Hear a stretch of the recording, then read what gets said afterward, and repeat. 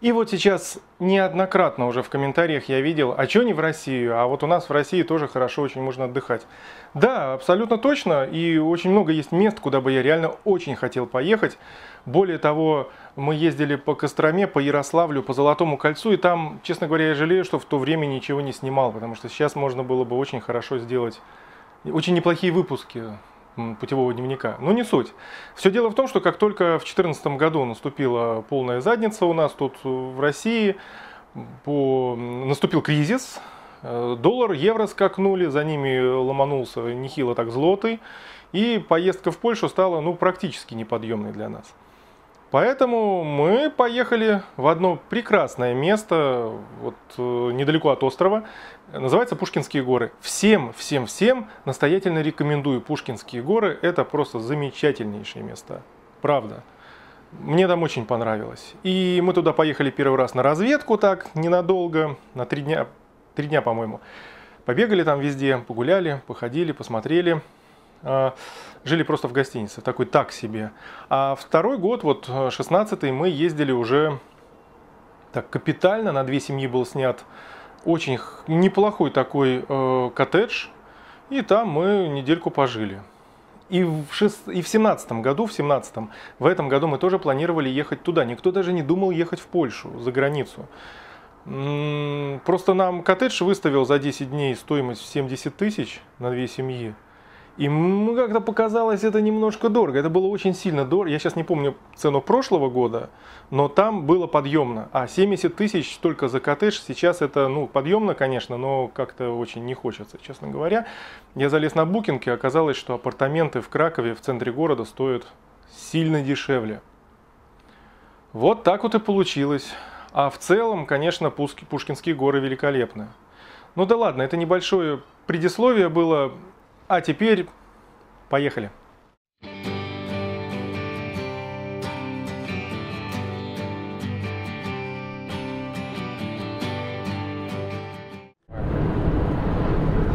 Всем привет! Настал долгожданный час поездки в Европу. Сегодня у нас отрезок пути от Питера до Каунаса с прохождением границы. Сегодня в этом выпуске буду именно об этом и рассказывать. Не знаю, будет ли это сильно интересно, но так, жизненные всякие ситуации, почему бы и не поболтать. Почему вообще я люблю ездить, путешествовать именно на машине за границу, в Европу? Потому что это веселее. В самолете ты летишь, боишься 1,5 часа, а в машине ты едешь, боишься 2 суток. А это совсем, друзья, другое дело. У нас сейчас 2 машины, таким караваном едем. Лада Веста, запчастей которой, в общем-то, не особо-то много в Европе. А сзади Toyota Из, праворукая, запчастей которой вообще нет в Европе, скорее всего. В общем, без драйва, экшена ехать куда-то вообще не интересно. А что из этого выйдет? Смотрите дальше. Поехали!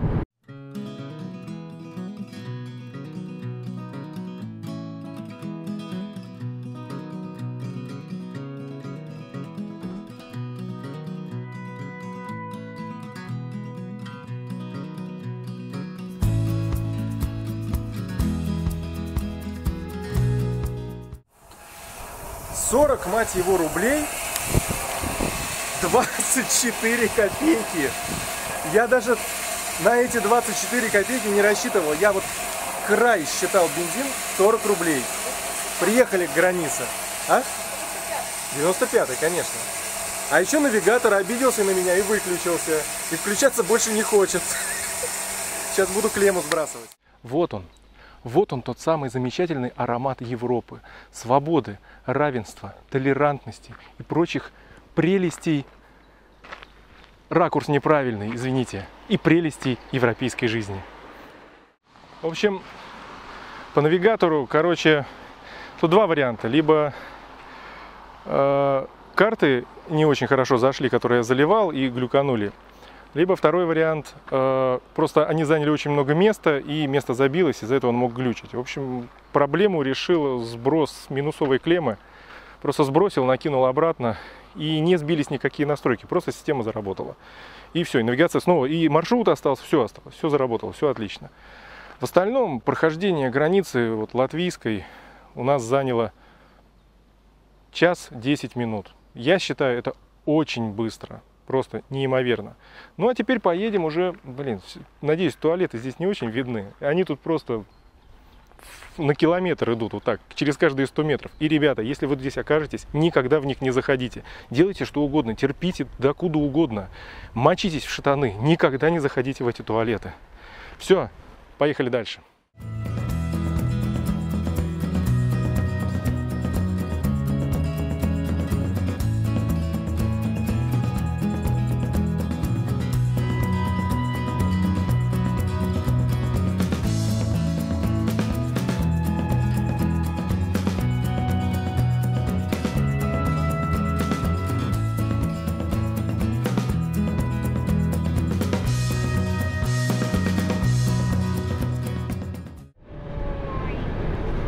Итак, мы проехали Латвию, едем по Литве.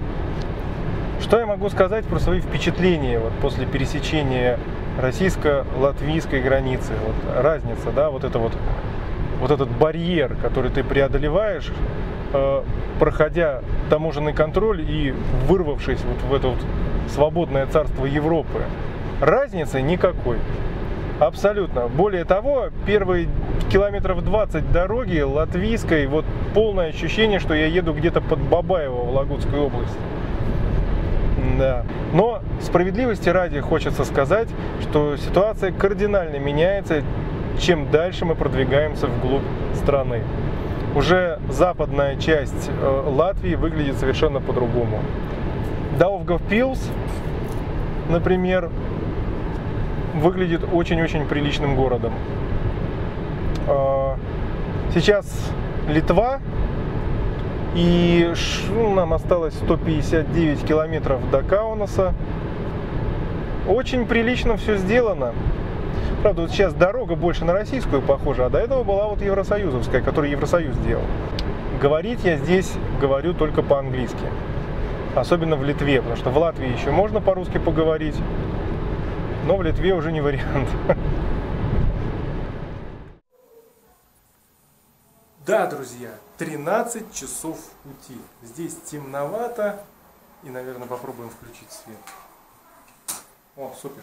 13 часов пути, включая остановки и границу. И вот мы в Каунасе, наконец-то. Что я могу сказать? Ну, 53 евро стоил мне вот такой вот номер с большой двухспальной кроватью и вот таким еще раскладным диванчиком на ребенка. В целом все чисто, все хорошо, весьма вежливо, даже по-русски. И общее впечатление очень приятное. Я когда прихожу в гостиницу, первым делом всегда захожу в туалет и в ванну. По этим двум местам, ну или одному, если это объединенный туалет и ванна, сразу видно уровень заведения. Здесь с этим все в порядке. Так что вот такие дела. Сейчас мы пойдем поищем какой-нибудь ресторанчик, и я там немножко поснимаю.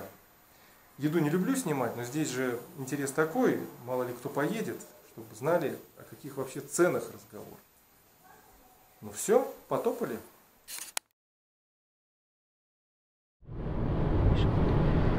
Прежде всего прошу прощения за то, что обещанной съемки какого-нибудь интересного, аутентичного заведения, где можно поесть, сделать не получилось.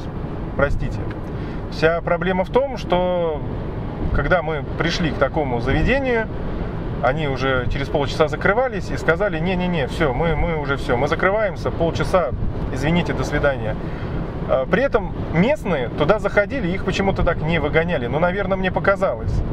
Тем не менее, администратор отеля нашего, где мы были, тоже была весьма удивлена тому факту, что вот так вот. Мы нашли хэсбургер там, ну и перекусили. Тоже отношение мне показалось, что отношение к нам было совсем другим, чем отношение к местным. Но, может быть, мне показалось. Хэсбургер в принципе не люблю, там невкусно кормят. Но надо было перекусить, перекусили. Ну а в остальном все вроде нормально. Отель Регина называется, кстати, если что, в Каунасе. Он очень хороший, честно скажу. Там чисто, там приличный завтрак, вот серьезно, приличный. Покормили хорошо, с завтраком именно. Там своя парковка, там все хорошо. Обслуживающий персонал абсолютно адекватный, друзья. Ну и, пожалуй, на этом все. То есть я бы мог еще распинаться здесь долго по поводу того, как мне не понравилось вот вечером вот эти все разговоры с местным обслуживающим персоналом в общепите. Но, опять же, возможно, мне показалось. Поэтому не буду распространяться. Ну что же, мы выезжаем из Литвы. Скоро будем въезжать в Польшу. Хочется пару-тройку завершающих слов сказать по вот этому вот отрезку пути. Во-первых, друзья, самая утомительная поездки по Европе – это их скоростной режим. К сожалению, это так, потому что ты встаешь в колбасу, вот сейчас вот мы встаем в колбасу из, наверное, 15 машин, которые идут в бампер, и чтобы их обогнать, надо давануть тут, 150, но нельзя тут давануть 150, можно попасть под радар, и до свидания, Европа, поэтому ползем. Это самое утомительное. 50 километров едешь в течение часа, ужас. Ну да ладно.